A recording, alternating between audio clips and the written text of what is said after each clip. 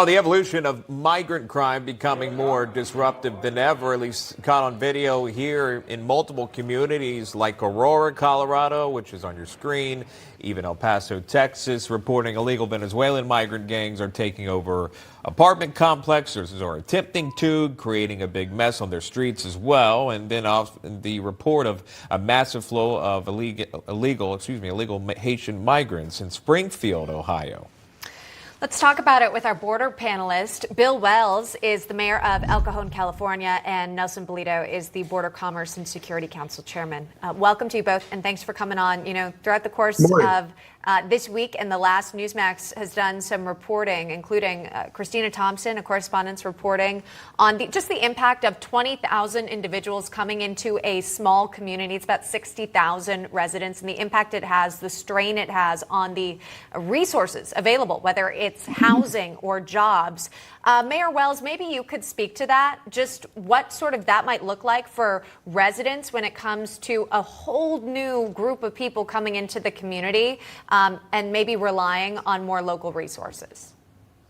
Well, you know, the city that I am the mayor of has 100,000 people, so it's a little bit larger.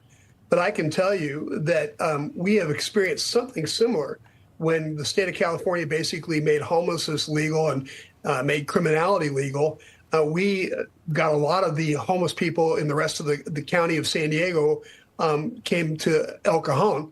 And that has been an amazing transmission for all of the people that live in El Cajon. We've had our hospitals overrun.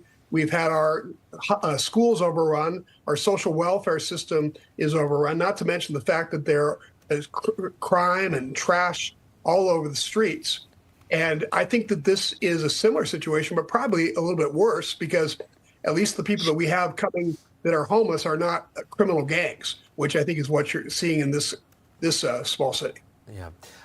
Speaking on that, a resident in that area, Mark Sanders, speaking with our own Rob Astorino on what's really going on, at least from that resident's mind in Springfield. We have that moment. Watch this.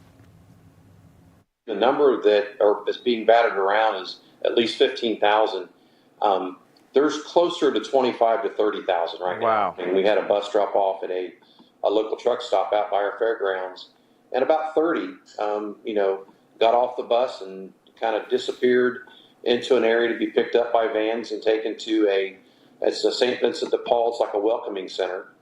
And they're, being processed and given whatever they need to survive. We've got people here that have worked their entire life to be reasonably safe and secure in their homes, and they're not. We want our safety, security, and our sovereignty back. Again, that from a resident of Springfield, Ohio, a town that's comprised of 50 to 60,000 residents in that area. And when you dump that estimated number of somewhat 22,000 Haitian migrants into that city, that town, families growing up there, obviously there, and now their population has changed drastically. Nelson, can you talk about that? The makeup of cities that have been overtasked, if you will, with the capacity to handle those coming across the border. Well, look, there's dozens of cities in the same situation, just as one that we're hearing now. That you're looking at an influx of migrants, and normally when migrants come over, especially if they come in caravans or they come in groups, they tend to stay in groups wherever they go. If they're Venezuelans, they come visit. If they're Haitians, they stay together. We saw that very clearly in a lot of parts in southern Florida, central Florida, and now we're seeing it in other parts of the country as these other areas have been simply saturated with new arrivals. So these small cities that are getting this influx of new people in their towns simply can't sustain. And simply the problem is that the states don't want to help, or they help very little. The federal government just puts these people in areas that they need population because perhaps they've lost members of Congress, and they're looking at the next census take at the end of the decade, ultimately to try to figure out how do they get more members of Congress back into their bailiwick, because a lot of these people have left some of these cities. So these cities have to be protected. They have to be given some resources. But more importantly, what we have to do is secure the border. And that's not what we're doing, because now we're still getting 1,000 to 2,000 people a day. It's 1,500 with the CBP app alone every day. So it hasn't stopped. We're still getting hundreds of thousands every month, and this has to stop. Many of which we've seen in the video that you've shown, like the Venezuelan gangs, is Venezuela has dumped their jails. A lot of these countries have dumped their jails. Most of the people come to this country wanting to, in good sense, they want to be able to work and support their families. But right. There's that 1% that, unfortunately, the ones that are causing problems. There's always that risk, right? And as we've seen, there have been unfortunate examples of migrants who've entered this country illegally and have raped and murdered women across this country.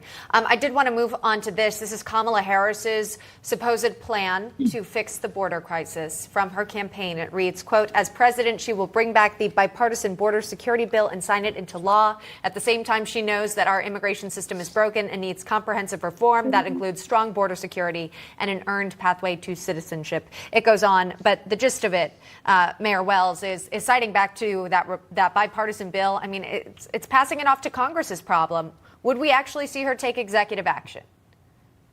Well, as far as the bill goes, I think it's kind of a Democrat talisman in the sense that I don't see that it would do anything. If you look at the bill, it's really about sending money to the border to try to have more Border Patrol agents.